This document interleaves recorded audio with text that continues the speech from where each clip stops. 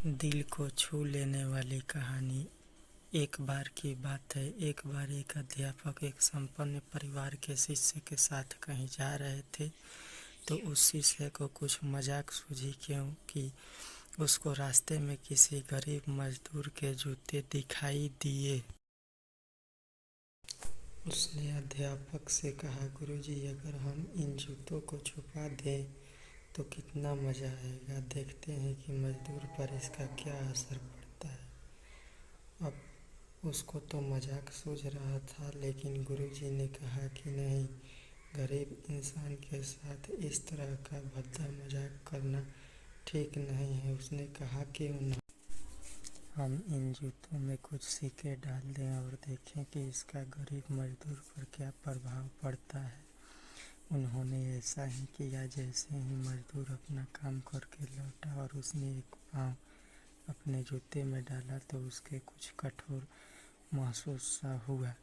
उसने अंदर हाथ डाला तो उसको कुछ सिक्के दिखाई दिए। वह थोड़ा आश्चर्य में पड़ गया। आसपास किसी को देखा तो कोई भी दिखाई नहीं दिया। वापस उसने दूसरा पैर अपने जूते में डाला और वापस उसको उसमें कुछ सिक्के दिखाई दिए। अब दोनों जूते के सिक्के को उसने अपने हाथों में रखा और प्रभु की तरफ इशारा किया है।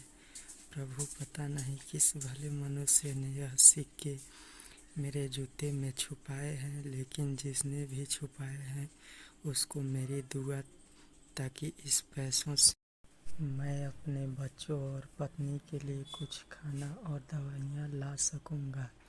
और इतना बोलकर वह चला गया। इस बात को शिष्य और अध्यापक दोनों सुन रहे थे। अब अध्यापक ने शिष्य से पूछा कि अब तुम मुझे बताओ कि तुम्हें कैसा महसूस हुआ, तुम्हारी पहली वाली मजाक या मेरा यह तरीका। तो उसने कहा कि गुरुजी, मैं आपसे क्षमा चाहता हूँ। अब मुझे समझ आ गया है कि सच्ची खुशी किस चीज़ में है।